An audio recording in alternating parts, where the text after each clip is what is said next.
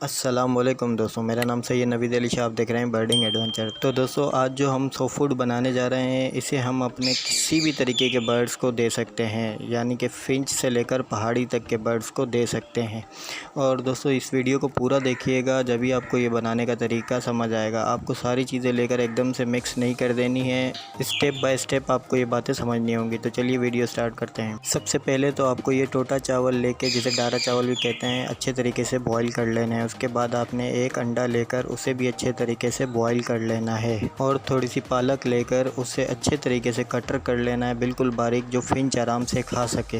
याद रहे, ये क्वांटिटी मैं अपने बर्ड के हिसाब से यूज़ कर रहा हूँ, आपने अपने बर्ड के हिसाब से यूज़ करनी है। और इसके बाद एक गोल वाला पापा या कोई भी ब्रेड, सूखी हुई ब्रेड लेके उसको अच्छी तरीके से चूरा कर लेना है। जो भी न्यू हजरात मेरे वीडियो देख रहे हैं, वो चैनल को सब्सक्राइब और बेल आइकन ज़रूर प्रेस कर लीजिएगा। गाजर, लौकी और चुकंदर, ये तीनों सब्जियां लेकर हमें इन्हें अच्छे तरीके से बारीक बारीक कटिंग कर लेनी है, जैसे कि आप वीडियो में देख रहे हैं।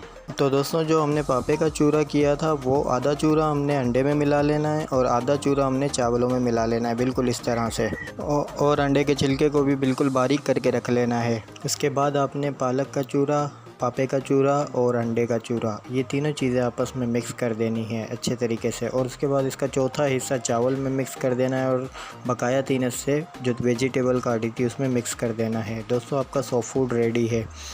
जो आपका चावल वाला सॉफ्ट फूड है, वो आप अपने किसी भी चिड़िया टाइप बर्ड को दे सकते हैं, जैसे कि फिंच, जावा और डव और बेंगलाइज वगैरह वगैरह, इन बर्ड को। और जो दूसरा आपका वेजिटेबल वाला सॉफ्ट फूड है, वो आप अपने रॉ को भी दे सकते हैं, और लव बर्ड और ऑस्ट्रेलियन तोतों को भी दे सकते हैं।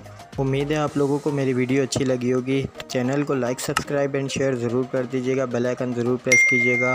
मिलते हैं अगली वीडियो में। आप भी अपना ख्याल रखिएगा। अल्लाह हाफिज़।